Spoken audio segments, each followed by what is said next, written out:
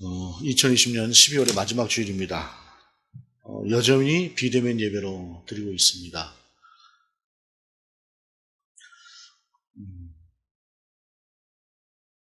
올해 설이 지나가면서 바로 우리 가운데 이제 팬데믹이라고 하는 것이 왔지요. 그러면서 올해 거의 대부분의 시간을 비대면 예배로 드리게 되는 그러한 상황을 우리가 맞이하게 됐습니다. 그러면서 또 교회가 평소에도 그렇게 좋은 소리를 들은 편은 아니었지만 올해 한 해는 더욱더 세상 가운데서 이 손가락질을 많이 받는 그러한 한 해였던 것 같습니다. 어떤 면에서는 서로가 생각하는 방향이 좀 틀리고 또 소통이 부족해서 되어진 면도 없지 않으나, 그러나 평소에 우리가 덕이 되지 못하고 또 한편으로 새로운 상황 속에서 지나치게 그 이분법적인 선과 악으로 모든 것을 나누려고 하는 교회의 어떤 지금까지 가져왔던 고정관념이라고 하는 것들을 버리지 못하면서 생겨난 그러한 부분들이 없지 않다 생각을 합니다. 그런 면에 있어서 팬데믹은 우리 교회에 있어서도 생각할 시간들을 주고 또한 신학을 정리하고 신앙의 본질을 정리할 수 있는 그러한 기회가 될 수도 있을 것이다 하는 생각을 해봅니다. 어쨌든 무엇보다도 이 상황들 속에서 역사하시는 하나님께서 인도하시는 그 인도하심이라고 하는 것을 바라보면서 나아갈 수 있는 그러한 우리가 되었으면 좋겠다 하는 생각을 합니다. 이 동시에 비대면의 시대는 어찌 보게 되면 공동체라고 하는 그 교회 공동체 속에서 함께 나아가는 그러한 신앙에 익숙해져 있다가 미처 돌아보지 못한 자기 자신의 시간들을 돌아볼 수 있는 그러한 계기도 되었다는 생각을 합니다. 함께 어우러져 가고 함께 찬양을 하고 함께 기도하고 또 함께 예배를 드리면서 나도 똑같이 너도 똑같이 우리의 신앙이 제대로 잘 선 것 마냥 또는 단단한 것 마냥 그렇게 생각할 수 있었던 그러한 모습들이 이러한 상황들을 통해서 내 신앙이 과연 제대로 된 신앙인가? 라고 하는 것들을 돌아보고 특별히 또 개인적인 경건에 있어서 부족한 부분들을 채울 수 있는 그러한 시간은 분명히 또한 긍정적인 측면으로 우리 가운데 작용했다고 생각을 합니다. 그러면서 그렇게 지나가면서 세상은 또 교회는 교인 수의 감소에 대해서도 많이 걱정을 합니다. 교인은 줄겠지요. 그러나 성도는 줄겠습니까? 성도는 하나님 앞에서 분명히 구별된 사람들이고 성령과 함께하는 사람들이고 그리스도의 사람으로 되세워진 그러한 사람들이기 때문에 성도의 신앙은 변하지 않을 것이다라고 생각을 합니다. 물론 성도라고 하는 것은 우리가 이야기할 때에 일반적으로 생각하는 그러한 교인들을 말하는 것이 아니라 구별된 무리들을 이야기합니다. 구별된 무리들. 목사도 성도요, 장로도 성도요, 권사도 집사도 다 성도라고 할 수가 있는 것이죠. 이렇게 구별된 사람들일 때에 그 신앙은 오히려 이 시간들을 통해서 더욱더 단단해질 수 있을 것이다라고 하는 기대를 해봅니다. 본문의 말씀입니다. 1절 헤롯 왕 때에 예수께서 유대 베들레헴에서 나심해. 우리 주님이 헤롯 왕 때에 유대 베들레헴에서 나셨다라고 말씀하고 있어요. 그런데 오늘 본문이 헤롯 왕 때라고 이렇게 말씀을 하는 것은 이 시기적으로 우리 예수님께서 이 땅에 오셨던 그 시기를 우리 가운데 전하는 것이기도 하지만 또 한편으로 헤롯이라고 하는 사람과 예수 그리스도를 대비케 하는 그러한 측면의 말씀이기도 합니다. 헤롯이라고 하는 사람은 이때 당시에 이스라엘 지역, 유대 지역의 왕이었는데요. 이 유대 지역의 왕이었음에도 불구하고 이 사람은 유대인은 아니었어요. 이스라엘 족속이 아니었다는 말입니다. 이두메 족속이라고 하는 족속에 속하는 사람이 이 헤롯이었는데 당시에 이스라엘의 어떤 그 정치적인 상황이라거나 하는 것들은 상당히 그 복잡한 과정을 거치면서 예수의 시기에 이르렀습니다. 587년경에 이스라엘이 바벨론에 망하고 난 뒤에 이스라엘은 왕조라고 하는 것이 세워지지 않았어요. 그러다가 하스몬 왕조라고 하는 이러한 왕조가 자발적으로 세워지게 되면서 독립을 쟁취했고 한동안 그 세력이 그 왕조가 유지되었습니다.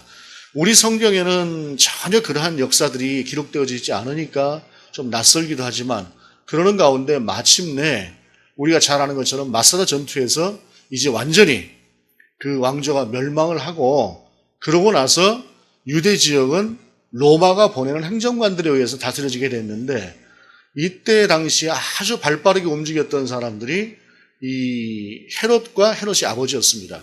헤롯의 아버지가 당시에 이스라엘 지역, 유대 지역의 행정관으로 있었고 그의 아버지가 죽은 뒤에 헤롯이 또 그 지역의 행정관으로 자리를 잡고 하는 과정을 거치면서 나중에 이제 로마에 아주 적극적으로 로마에 어떤 아부를 했다고 할까요? 그런 처세술을 보이면서 이스라엘 지역의 왕으로 로마로부터 임명을 받고 이스라엘의 왕이 된 사람이 이 헤롯이라고 하는 사람이었습니다. 이 사람은 정치적으로는 굉장히 탁월한 사람이었다고 생각을 합니다. 그런데 문제는 뭐냐면 이 사람은 오로지 자기 자신을 위해서 존재하는 사람이었지 세상을 위해서 존재하는 사람은 아니었습니다. 그 한 예로 보게 되면 헤롯은 자기 자신의 어떤 정치적인 유지함을 위해서 자식들까지도 혹시 사람들 속에서 헤롯의 아들들이 참 괜찮다고 하대 라고 하는 소리가 들리면은 정적이 될 수 있는 여지가 있다고 생각하면은 가차없이 죽였습니다. 자식까지도 죽여버리는 이러한 사람이 헤롯이라고 하는 이 사람이었습니다. 그러나 또 세상을 향해서 이스라엘을 향해서는 또 정치적인 제스처를 취하면서 예루살렘의 솔로몬 시대보다도 훨씬 더 좋은 크고 웅장한 성전을 지어주면서 또 이스라엘 사람들의 환심을 사려고도 했던 그러한 수완을 보이는 사람이 이 사람이었습니다. 세속의 권력이라고 하는 것이 그렇지요. 우리도 그 짧은 역사만을 살펴보아도 이 땅의 통치자라고 하는 사람들이 자기 자신의 권력을 유지하기 위해서 행했던 행함들을 보게 되면 정말 말도 안 되는 그러한 일들이 우리 역사 속에, 우리 근세사 속에도 참 엄청나게 많이 있습니다. 이것이 바로 세속 권력이 갖는 악마적인 속성 중에 한 가지이지요. 다 그렇다는 것은 아니지만 그런 자들이 분명히 있는 것이 이 세속적인 시대라는 것입니다. 그런데 그때에 철저하게 자기 자신만을 위해서 살았던 헤롯의 시대에 철저하게 인생들을 위해 사람을 위해서 인류를 위해서 오직 이타적인 마음으로 이 땅 가운데 우리 주 예수 그리스도가 오셨다라고 하는 말씀입니다. 우리 주님이 이 땅에서의 공생애를 살아내시면서 그리고 십자가에 죽으시기까지 부활하시기까지 부활 승천하시기까지 주님은 단 한 번도 자기 자신을 위해서 살아내지 않으셨습니다. 오로지 인류를 위해서 오로지 사람으로서 자기 자신이 해야 될 일들을 위해서 하셨던 참 사람이고 참 하나님이신 예수님께서 이 땅 가운데 오셨다라고 하는 것입니다. 그러면서 동방으로 박사들이 예루살렘에 이르렀다라고 이야기를 하고 있습니다. 이 동방이라고 하는 것이 어디입니까? 정확하게 알 수가 없습니다. 이곳이다 저곳이다라고 하는 이야기를 하는데 이 본문 속에서 보게 되면 동방 박사들이 별을 보고 왔고 별의 인도함을 받고 왔다라고 하는 말을 볼 때에 당시에 페르시아 제국이 별에 대한 연구가 가장 활발했던 나라입니다. 그리고 별을 보고 점을 치기도 하고 그래서 점성술가들이 페르시아 지역에 있었고 이것은 단순하게 우리가 생각하는 어떤 점쟁이와 같은 사람들이 아니라 고대에 있어서는 나름대로 어떤 그것을 과학적인 하나의 원리로 이해를 하면서 지식의 한 부분으로 봐왔던 부분이 이 점성술이었어요. 그러면서 이 점만 치는 것이 아니라 그와 같은 것들을 통해서 함께 가지고 있는 모든 재반적인 지식들을 통해서 세상 가운데서 학자로서도 또한 위치에 있었던 사람들이 이 점성술가였다라고 하는 것입니다. 우리가 잘 아는 다니엘과도 같은 사람도 말하자면 오늘 본문에 나오는 박사, 이러한 사람의 부류로 불림을 받았던 사람이 이 다니엘 같은 사람입니다. 우리가 또한 이집트에서 총리를 했던, 애굽의 총리 대신을 했던 요셉이 한 말이 있어요. 44장 15절을 이렇게 말씀하고 있습니다. 요셉이 그들에게 이르되 너희가 어찌하여 이런 일을 행하였느냐? 나 같은 사람이 점을 잘 치는 줄을 너희는 알지 못하였느냐? 그러니까 여기서 이야기하는 점이라고 하는 것은 점쟁이라고 하는 것이 아니라 지식에 있어서, 지식체계에 있어서 한 부분이 고대에 있어서 이런 행위였다라고 하는 것을 이야기하는 것입니다. 어찌됐든 이 사람들은 페르시아라고 하는 수천 킬로 떨어진 그곳에서 별을 보고 연구를 하고 있다가 예수 그리스도가 나셨다, 메시아가 나셨다 하는 소식을 듣고 동방으로부터 온 사람들이다라고 하는 것을 이야기하고 있는 것입니다. 그러면서 그들이 묻지요. 유대인의 왕으로 나신 이가 어디 계시냐? 우리가 동방에서 별을 보고 그에게 경배하러 왔노라 하니. 이 말을 어디서 했을까요? 예루살렘에 들어와서 예루살렘 사람들 보고 이렇게 이야기를 했을까요? 왕궁을 찾아간 것이죠. 헤롯을 찾아가서 이 얘기를 하는 것입니다. 즉 이 사람들은, 동방에서 온 박사들은 헤롯을 면담하고자 할 때 면담을 할 수 있을 만큼의 고위직에 있었던 사람들이다라는 것입니다. 오늘날로 말하자면 그래도 기본적으로 한 장관급 정도는 되었던 그러한 인물이기에 한 나라의 왕을 쉽게 접견할 수 있지 않았겠습니까? 그에게 준하는 어떤 그 많은 명성을 가졌던 그러한 사람들이 와서 별을 보고 왔다, 그에게 경배하러 왔다라고 이야기를 하니까 3절이 뭐라고 이야기를 합니까? 헤롯 왕과 온 예루살렘이 듣고 소동한지라. 자, 생각해 보십시다. 수천 킬로미터 떨어져 있는 동방에 있는 사람들이 예수 그리스도가 나셨다고 하는 소식을 듣고 예루살렘까지 왔습니다. 그런데 예수님은 베들레헴에 나셨죠. 베들레헴은 예루살렘으로부터 한 8km 정도 떨어진 곳이에요. 그게 먼 것이 아닙니다. 그런데 그 지척에 있는 예루살렘 사람들은 전혀 모르고 있었다는 말이에요. 예루살렘이 어떤 곳입니까? 예루살렘은 단순하게 이스라엘의 수도만이 아니라 예루살렘에 성전이 있는 곳이고, 성전이 있는 곳이니만큼 그곳에는 제사장들이 있는 곳이고, 또한 서기관들이 있는 것이고, 종교 지도자들이 있는 곳이에요. 신앙적인 면에 있어서 적어도 지식적인 체계라거나 하는 측면에 있어서 최고의 어떤 것들을 가지고 있는 사람들은 다 그곳에 있었던 사람들입니다. 그런데 그들 중에 누구도 메시아가 나신 것을 몰랐어요. 우리가 누가복음을 보게 되면 이 동방박사들보다 먼저 소식을 들었던 사람들은 목자들이었죠. 한밤중에 들에서 양떼를 치고 있다가 천사들의 소리를 듣고 가서 경배했던 그들은 있었지만, 그러나 정작 예루살렘이라고 하는 성전과 오늘날로 말하자면 교회의 모든 것들과 인적 자원, 물적 자원이 다 있는 그곳에 있는 사람들은 전혀 그리스도가 나신 것을 몰랐다라고 하는 것을 본문은 우리 가운데 이야기하고 있는 것입니다. 그럴 때에 4절에 보게 되면 왕이 모든 대제사장과 백성의 서기관들을 모아 그리스도가 어디서 나겠느냐 물으니, 대제사장도 서기관들도 바로 그곳에 있으니 얼른 인편을 통해서 들어오라 하게 되면 들어올 수 있을 만한 거리에 있는 것이죠. 그럴 때에 그들이 뭐라고 대답을 합니까? 5절 이하에 보게 되면 이르되 유대 베들레헴이오니 이는 선지자로 이렇게 기록된 바, 유대 땅 베들레헴아 너는 유대 거울 중에서 가장 작지 아니하도다. 내게서 한 다스리는 자가 나와서 내 백성 이스라엘 목자가 되리라 하였음이니이다. 대제사장들, 서기관들, 그 사람들은 미가서 5장 2절을 통해서 말씀하셨던 베들레헴에서 메시아가 나실 것이라고 하는 것에 대한 것까지도 정확하게 알고 있었던 것이에요. 그리고 우리는 여기서 한 가지를 분명하게 확인할 수 있습니다. 그것은 뭐냐면 아는 것과 믿는 것은 다르다는 것입니다. 안다고 믿는 것은 아니라는 것이에요. 우리의 신앙이 어쩔 때 보면 내가 아는 것을 믿음으로 착각하는 경우들이 있습니다. 그런데 믿음은 그보다 훨씬 더 높은 단계의 것이고 실질적인 단계의 것이고 직접적인 것이 바로 믿음이다라고 하는 것입니다. 그런데 어찌됐든 그들은 선지자를 통해서 말씀하신 메시아가 태어날 장소에 가는 것도 분명하게 알고 있었지만, 그러나 메시아가 태어났다라고 하는 사실에 대해서는 전혀 알고 있지 않는 그러한 사람들이었다는 것입니다. 왜일까요? 대제사장은 이미 이때 정치인이었습니다. 서기관들도 이미 수구화되어 있었습니다. 수구화되었다는 말이 무엇입니까? 이제는 자기 것들을 지키기 위한, 누리기 위한 그러한 것들에 더 관심이 많은 그러한 부류의 사람들이 되어버렸다는 것입니다. 배부른 사람들이었고 그 배부른 상태라고 하는 것을 어떻게 해서든 지켜내려고 하는 그러한 세력으로 그들은 전락해버리고 있었다는 것입니다.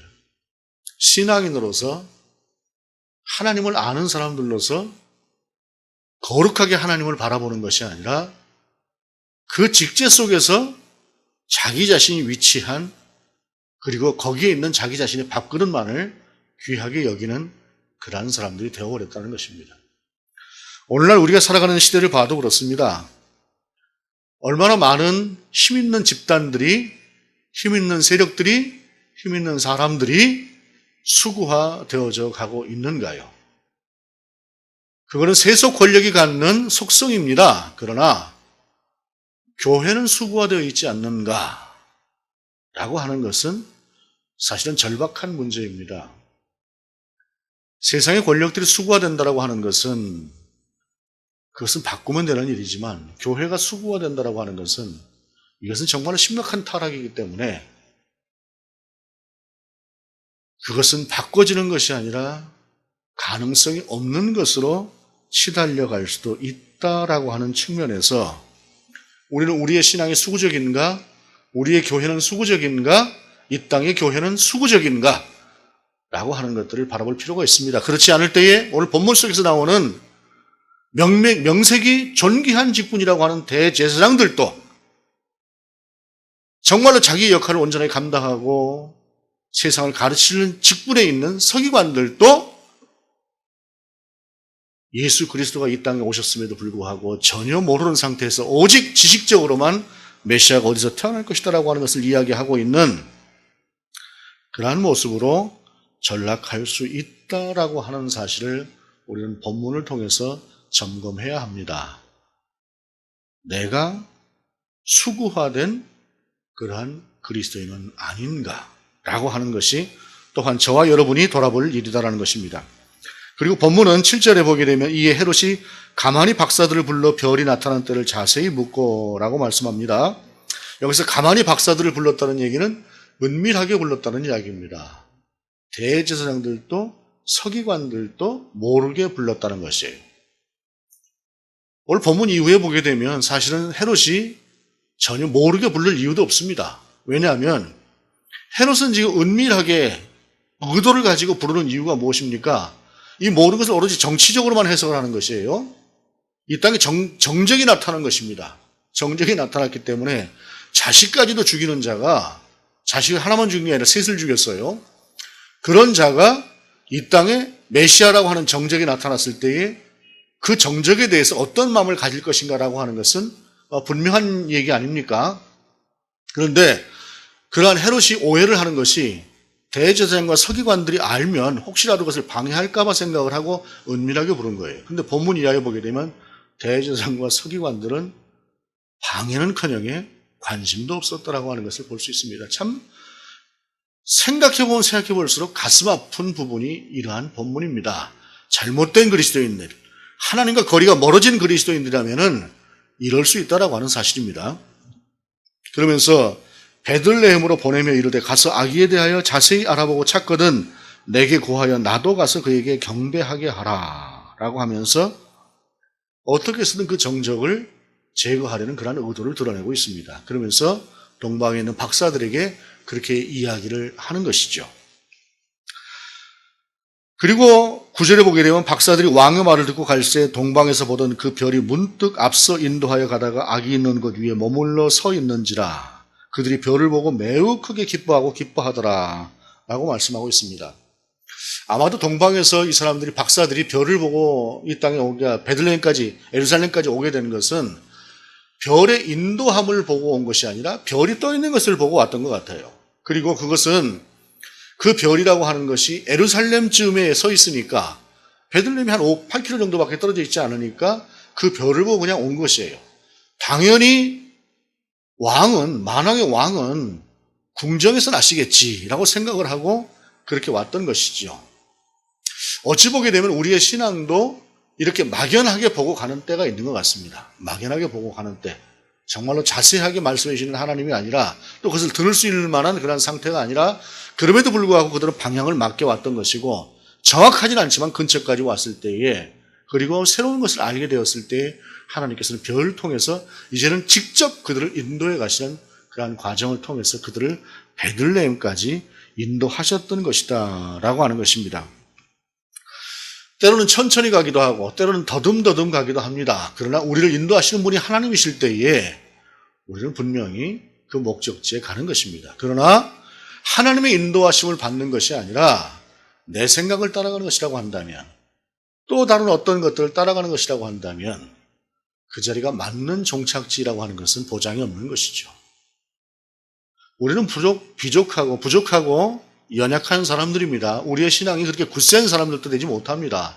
그러나 우리는 맞는 방향을 보고 가고 그래도 오직 하나님만을 바라보고 나아가려는 그런 마음으로 서 있는 그리스도인들입니다. 그러기에 하나님께서 우리를 온전하게 인도할 것이라고 믿습니다. 그리고 마침내 그들은 메시아를 경배합니다.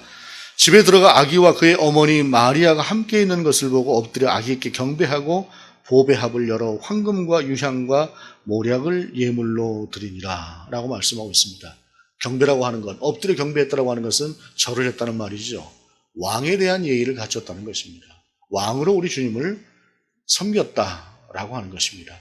그리고 특별히 오늘 본문은 황금과 유향과 모략을 가지고 왔다라고 하는 세 가지 예물에 대해서 이야기를 하는데, 특별히 오늘 본문 속에서 황금과 유향이 갖는 의미가 있습니다. 그것은 뭐냐면 이사야 60장 6절에 허다한 낙타 미디안과 에바의 어린 낙타가 내 가운데 가득할 것이며 스바 사람들은 다 금과 유향을 가지고 와서 여호와의 찬송을 전파할 것이며.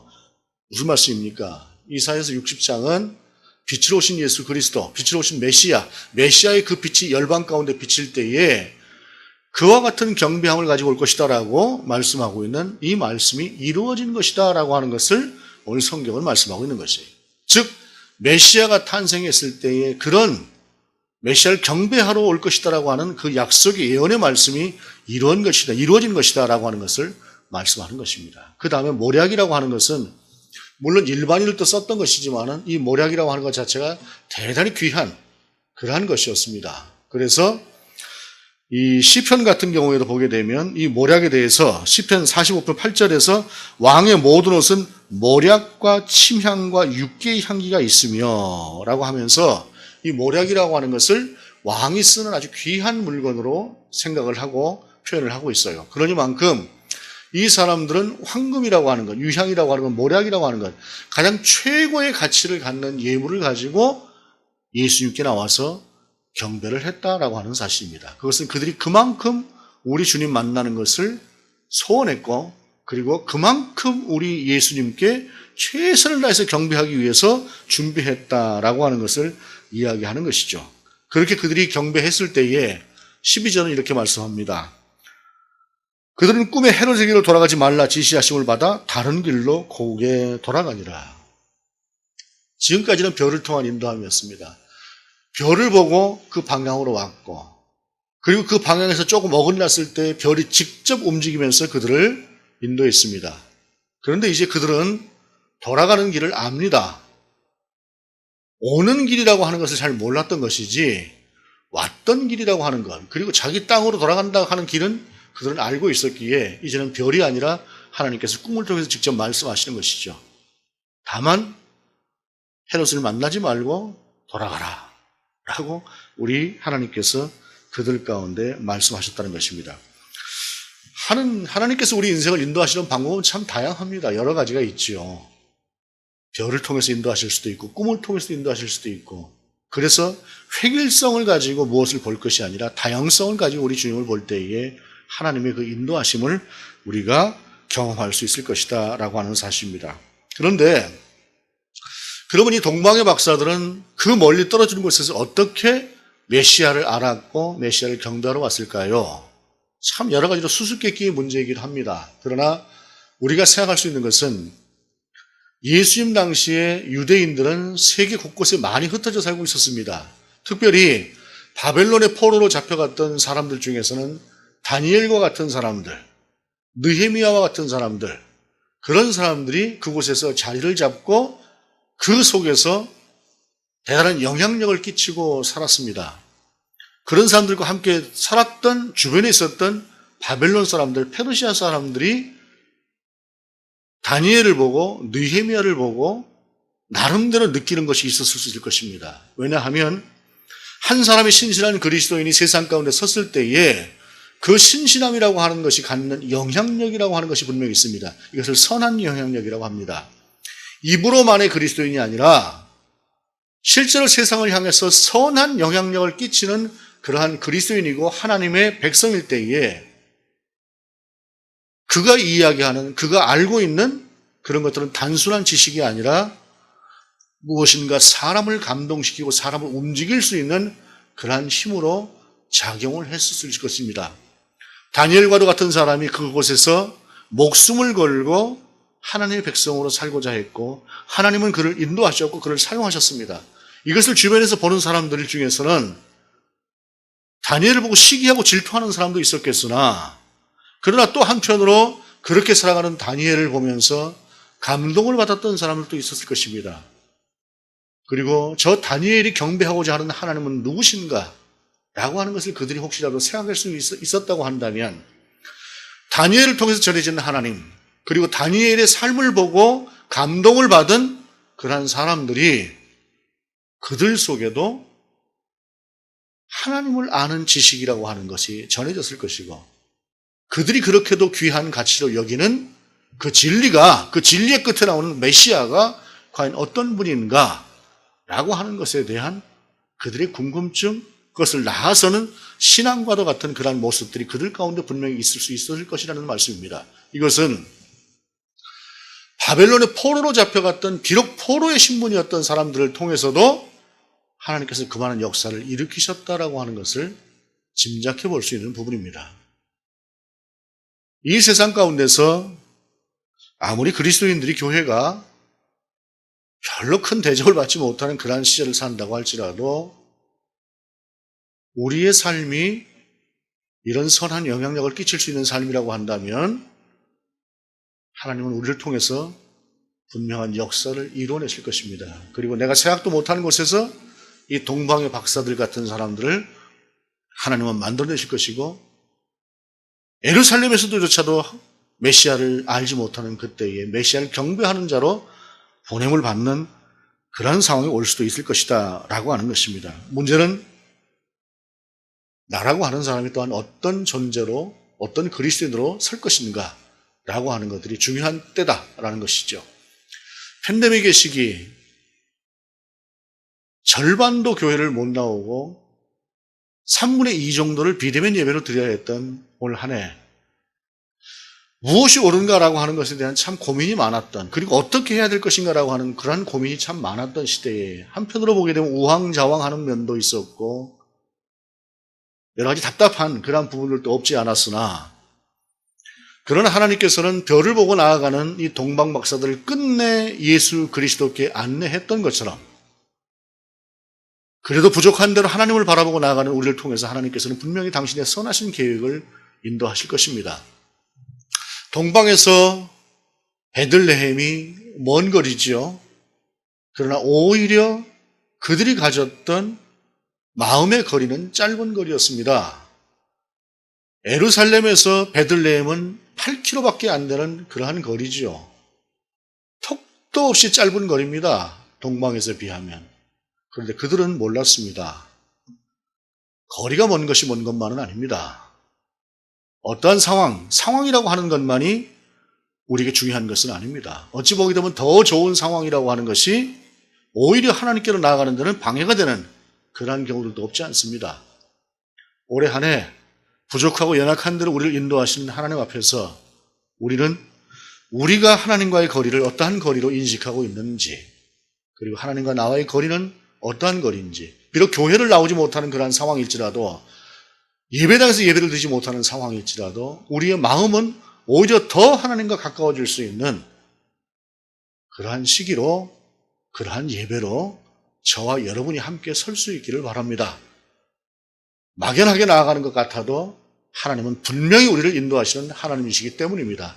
그 하나님 안에서 올 한 해를 인도하시는 것처럼 또 다른 한 해, 내년의 한 해는 저와 여러분에게 더 귀하고 큰 은혜로 임하는 그런 하나님을 기대하며 나아가는 우리가 될 수 있기를 원합니다. 기도하시겠습니다. 하나님, 벌써 1년이 지나가고 어떻게 지나왔는지도 모를 만큼 그런 혼동 중에 지나간 한 해였습니다. 그럼에도 불구하고 하나님은 여전히 우리를 인도하셨고 동방의 박사들을 별을 통해서 예수 그리스도께 인도하신 것처럼 오늘까지 이르게 하셨습니다. 또한 더욱더 분명하게 우리를 인도하실 줄로 믿습니다. 하나님, 기도하옵는 것은 우리가 비록 부족하고 연약할지라도 정말로 팬데믹으로 인한 상황들이 어려울지라도 우리는 더욱더 하나님과 함께하는, 하나님 곁에 머무는 그러한 그리스도인들 될 수 있도록 인도하여 주옵소서. 주 예수 그리스도 이름으로 기도드립니다. 아멘.